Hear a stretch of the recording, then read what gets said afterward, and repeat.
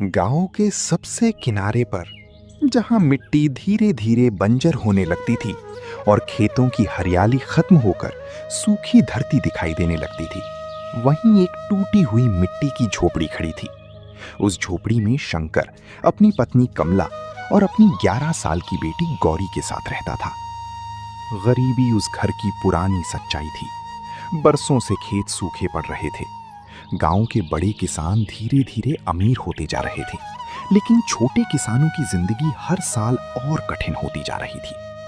शंकर के पास बस आधा बीघा जमीन थी।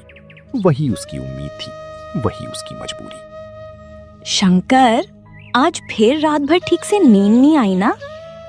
जब आदमी की आंखों के सामने घर की चिंता घूमती रहे ना कमला, तब नींद भी डरकर दूर भाग जाती है। इतना मत सोचो। भगवान ने चाहा तो सब ठीक होगा। भगवान भी उसी की मदद करता है जो खुद हिम्मत ना छोड़े। मैं हारना नहीं चाहता कमला, बस डरता हूं कि कहीं हमारी गौरी को भी वही जिंदगी ना मिले जो हमने देखी है।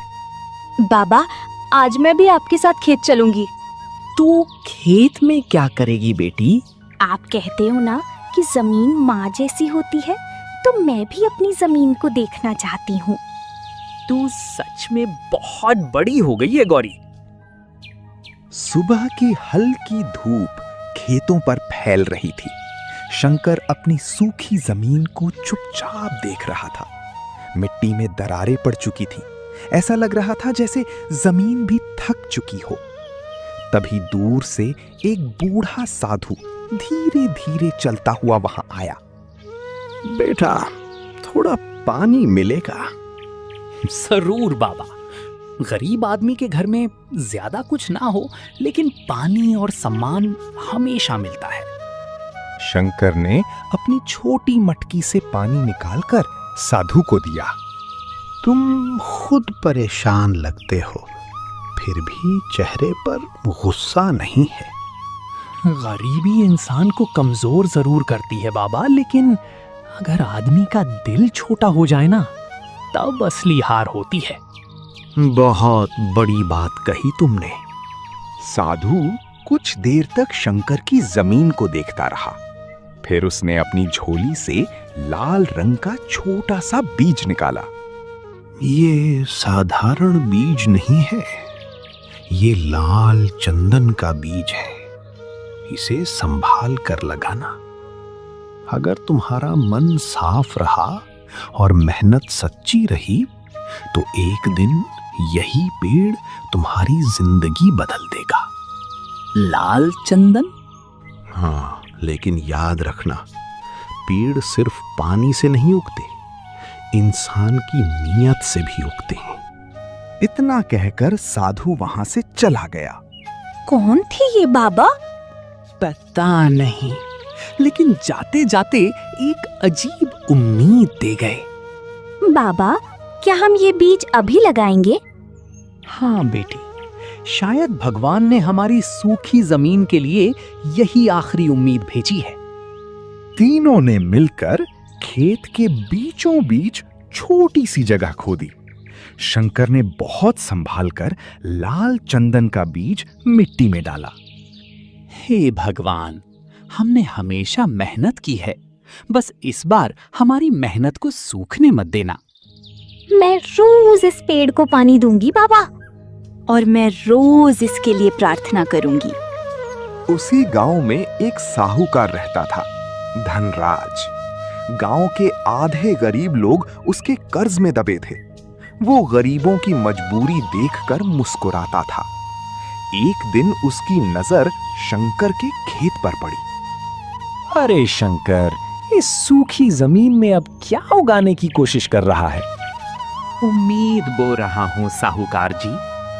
गरीब आदमी की उम्मीद भी उसकी जेब जैसी खाली होती है। खाली जेब आदमी को छोटा नहीं बनाती साहूकार जी, खाली दिल बनाता है। धनराज के चेहरे पर हल्की जलन दिखाई दी। देखता हूं ये छोटा सा बीज तेरी जिंदगी कैसे बदलता है। दिन बीतते गए, गर्मी बढ़ती जा रही थी।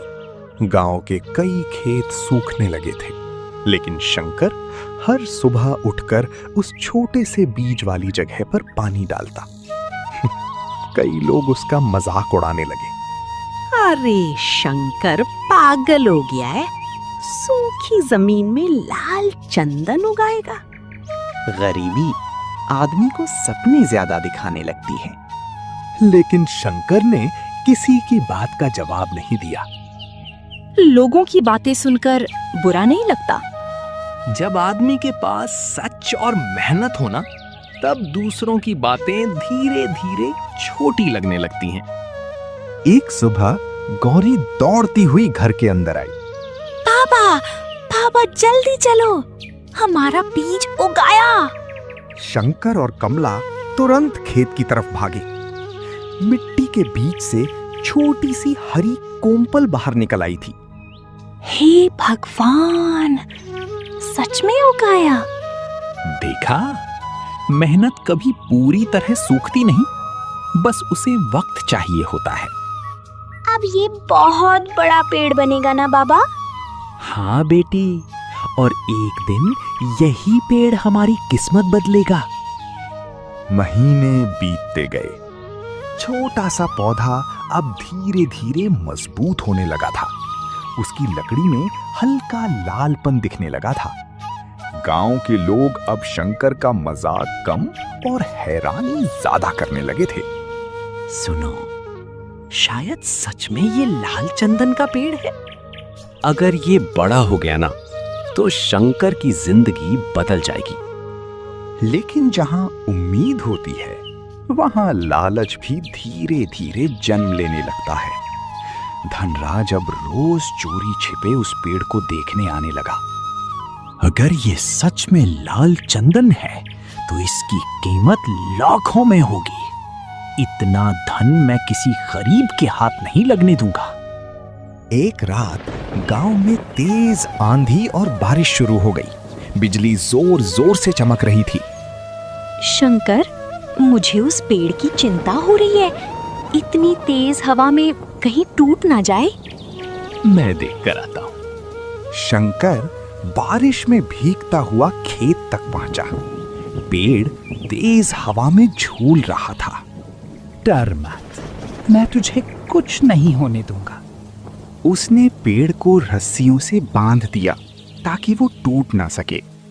पूरी रात वो बारिश में उसी पेड़ के पास बैठा रहा।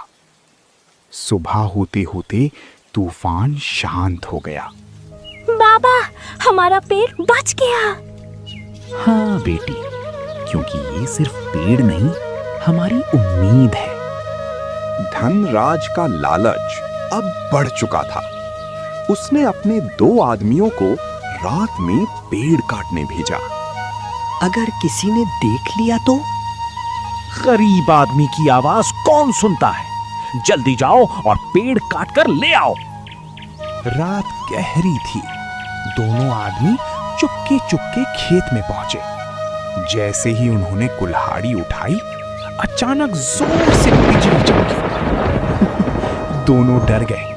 तभी गौरी की आंख खुल गई। पापा, खेत में कोई है। शंकर तुरंत बाहर भागा। दोनों आदमी डरकर भाग गए। कौन था वहां?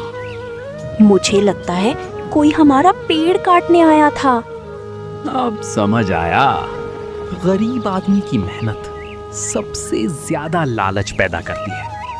अगले दिन गांव में खबर फैल गई कि धनराज रात में शंकर का पेड़ कटवाना चाहता था। गांव वाले धीरे धीरे उसके खिलाफ बातें करने लगे। इतना लालच भी अच्छा नहीं होता। शंकर ने मेहनत की है, उस पेड़ पर सिर्फ उसी का हक है। धनराज को पहली बार लगा कि गांव वाले अब उससे डर कम रहे हैं। कुछ साल बाद लाल चंदन का पेड़ पूरी तरह बड़ा हो चुका था। उसकी लकड़ी की खुशबू दूर तक फैलती थी। शहर से व्यापारी उस पेड़ को देखने आने लगे। एक व्यापारी ने शंकर को बहुत बड़ी कीमत देने की बात कही। अगर तुम ये पेड़ बेच दो, तो तुम्हारी आने वाली कई पीढ़ियां आराम से जी सकती हैं। शंकर, अब हमारे सारे दुख खत्म हो सकते हैं। लेकिन बाबा, आप हमेशा कहते थे कि पेड़ सिर्फ पैसा नहीं देता, जिंदगी देता है। शंकर काफी देर तक चुप रहा। ये पेड़ सिर्फ हमारी गरीबी खत्म करने के लिए नहीं उगा था। इसने हमें मेहनत, धैर्य और उम्मीद सिखाई है। मैं इसे पूरा नहीं कटवाऊंगा।